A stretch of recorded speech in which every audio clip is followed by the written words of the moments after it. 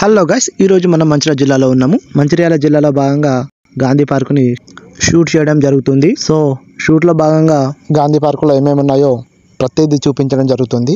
So మీరు skip చేయకుండా నా వీడియోని జాగ్రత్తగా చూడాలని కోరుకుంటున్నాను.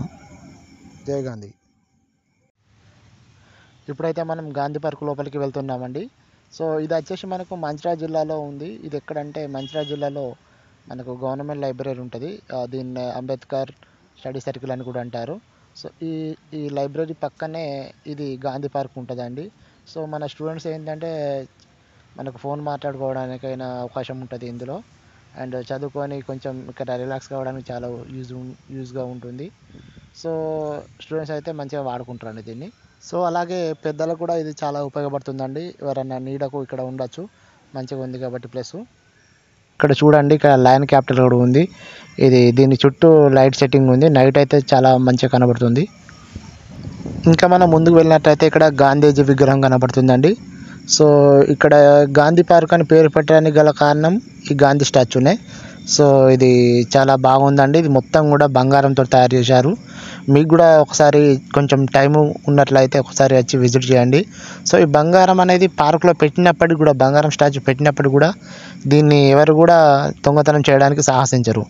ఎందుకంటే ఇది మొత్తం పోలీసుల పర్యవేక్షణలో ఉంటుందండి. సో గాంధీజీని చాలా అద్భుతంగా చిత్రీకరించడం జరిగిందండి. ఇక్కడ మీకు నమ్మకూడని ఒక విషయం చెప్పాల్సి వస్తుంది.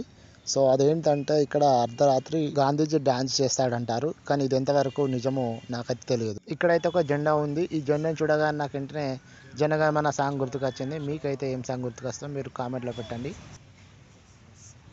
అట్లనే కొంచెం ముందుకు పోయినట్లయితే మనకు ఇక్కడ ఇంకొక స్టాచ్యూ కనపడుతుందండి. ఈ స్టాచ్యూ పేరు వచ్చేసి మన జవహర్ లాల్ నెహ్రూ. అదేనండి, మన మొట్టమొదటి భారతదేశానికి ప్రైమ్ మినిస్టర్ అండి. కాకపోతే ఇక్కడ ప్రైమ్ మినిస్టర్ వచ్చేసి మన ప్రైమ్ మినిస్టర్ చేతిలో ఒక పావురం ఉందండి.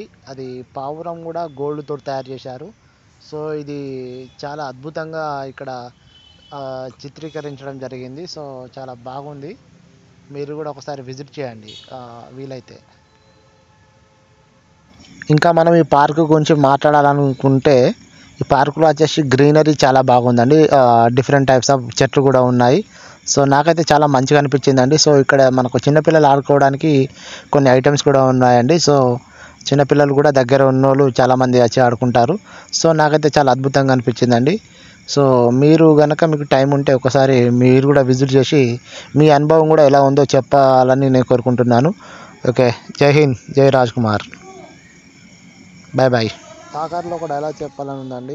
ఈ పార్కుని కనుక మీరు విజిట్ చేసినట్లయితే మీ జన్మధన్యం.